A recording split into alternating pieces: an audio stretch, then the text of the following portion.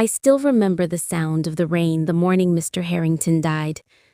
It wasn't the kind of rain that comes in loud sheets or with thunder. It was a quiet drizzle, almost respectful, the kind that soaks into the earth without making a fuss. I was polishing the grand staircase banister when his lawyer came to find me. "Rosa," he said gently, his voice echoing down the marble hall. "He's gone." I froze, the rag still in my hand. For a moment, I thought he meant gone as in out for his morning walk, but then I saw his eyes, soft, red-rimmed, and I knew.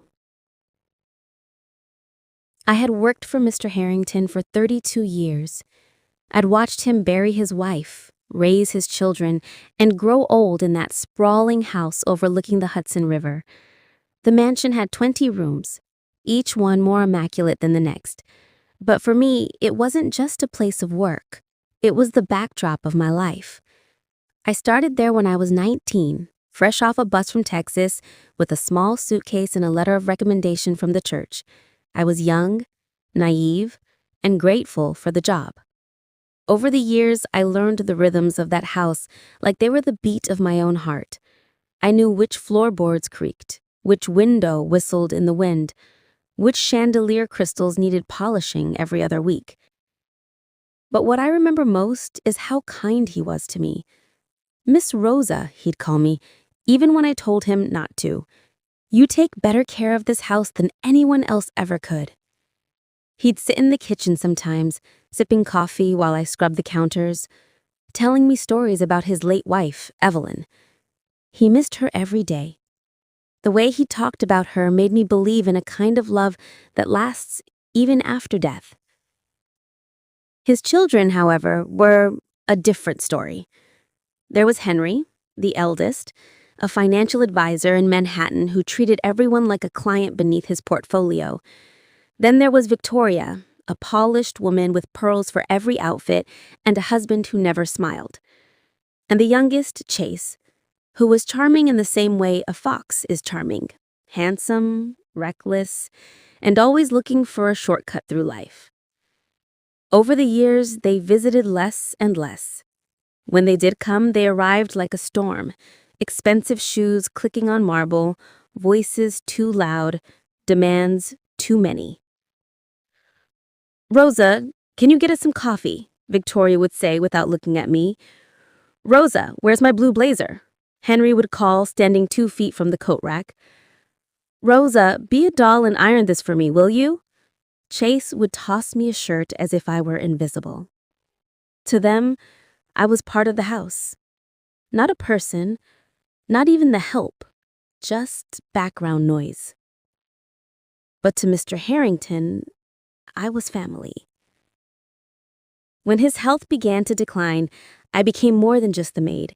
I managed his medications, cooked his meals, sat by his bedside when the nights grew long and the house too quiet. He'd talk about his regrets. Missing birthdays, chasing business deals instead of moments.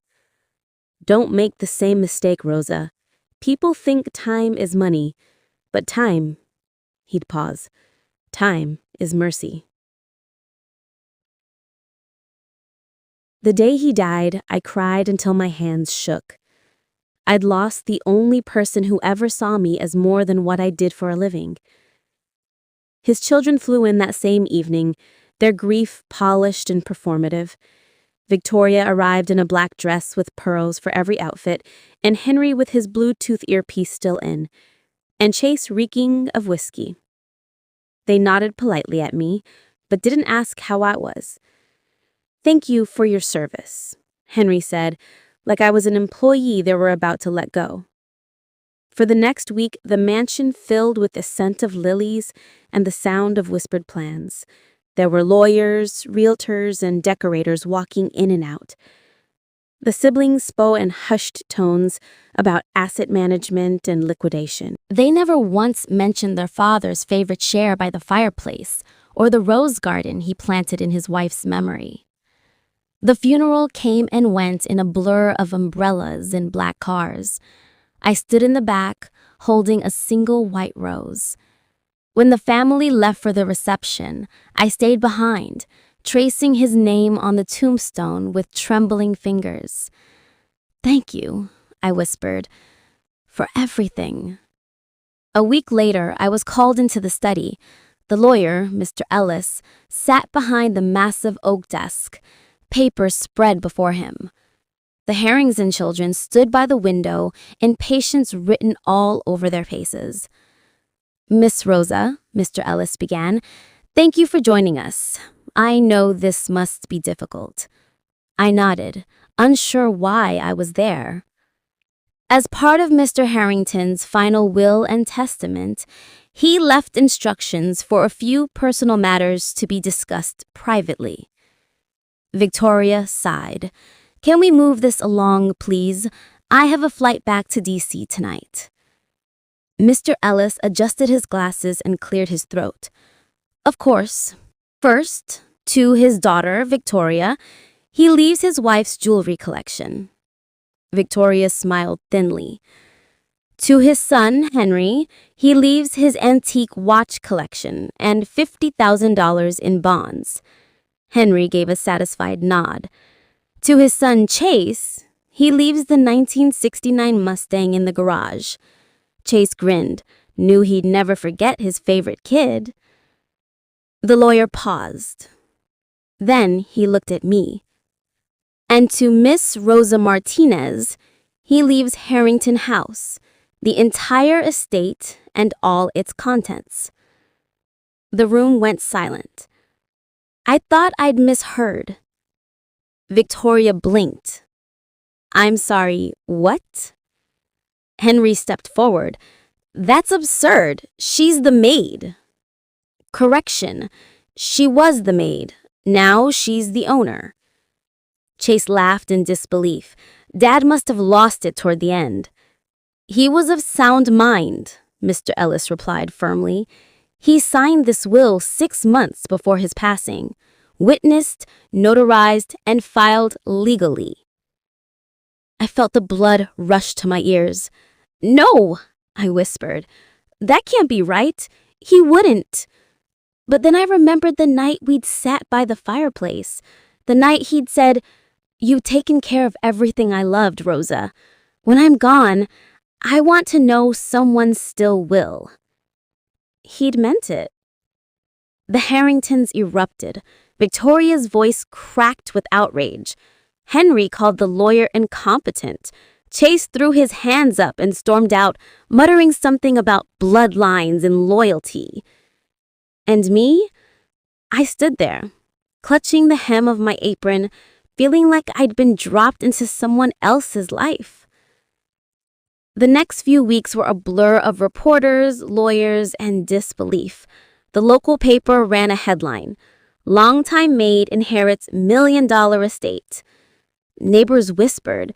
Strangers drove by just to take pictures. Even my church friends didn't know what to say. Some congratulated me, others warned me to stay humble. But humility wasn't the problem. The problem was grief. I didn't want the mansion. I wanted Mr. Harrington back. Still, I stayed. I tended to the gardens, kept the place clean, and tried to keep the noise of the outside world at bay. The Harrington children filed a lawsuit contesting the will, claiming undue influence. They accused me of manipulation, of taking advantage of a dying man. But the truth was simpler. He trusted me more than they trusted them. Months passed. The case went to court. The judge reviewed every medical record, every witness statement, every signature. In the end, the will stood. When the verdict was read, Victoria glared at me across the courtroom. "You think you've won?" she hissed.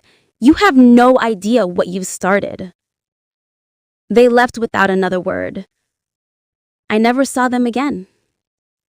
For a while, I lived quietly in the mansion, the silence too big for one person.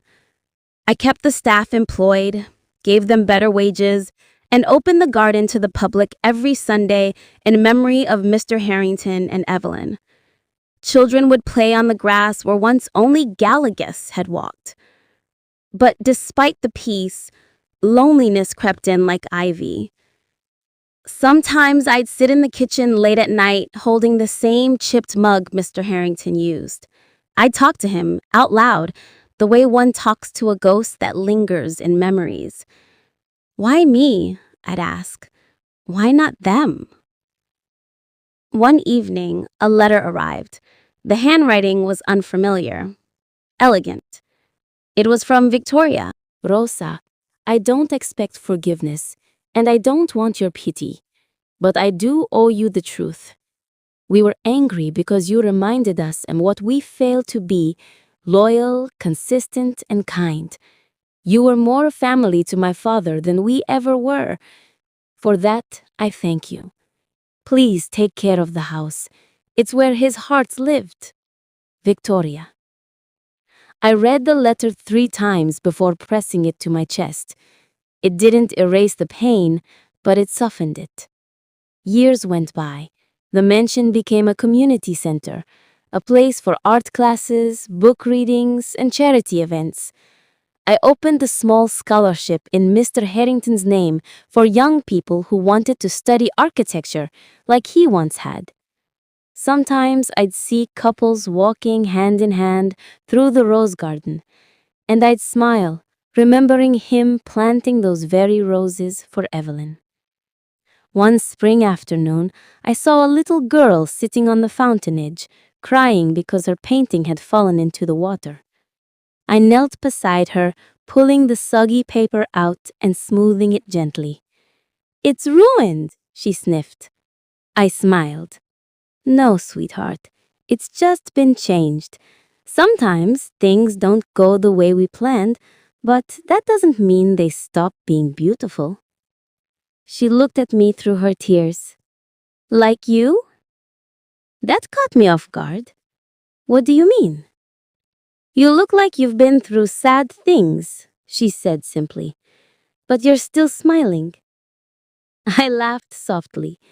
"Maybe you're right." When she ran off, I stayed by the fountain, the late afternoon sun painting the mansion gold. I thought about all the years I'd spent cleaning these floors, dusting these shelves, folding linen for people who never saw me. And now, I was the one preserving this place, not for wealth or power, but for memory, for love. Because love, I'd learned, doesn't always come from blood. Sometimes it comes from kindness, from consistency, from the quiet way you show up when everyone else walks away. That's what Mr. Harrington saw in me. And maybe that's what I finally learned to see in myself. What I learned. If there's one thing life has taught me, it's that dignity doesn't depend on where you start. It depends on how you carry yourself when no one is watching. For most of my life, I was invisible in that mansion. I polished other people's silver, ironed their clothes, and stood in the background while they toasted their own reflections. But kindness has a way of echoing long after cruelty fades. Mr. Harrington once told me that mercy is how time forgives us. I didn't understand it then, but I do now. When he left me this house, it wasn't a reward. It was a reminder that love built quietly can outlast even the loudest legacy. I don't live like an heiress. I still make my own coffee, still polish the railings on rainy days. But now, when I look around these halls, I see not just the home of a rich man, but the story of 2 souls who found family in unexpected places. So if you ever feel small, remember this. You don't need a mansion to matter. Sometimes the greatest inheritance is simply being seen. And for that, I will always be grateful.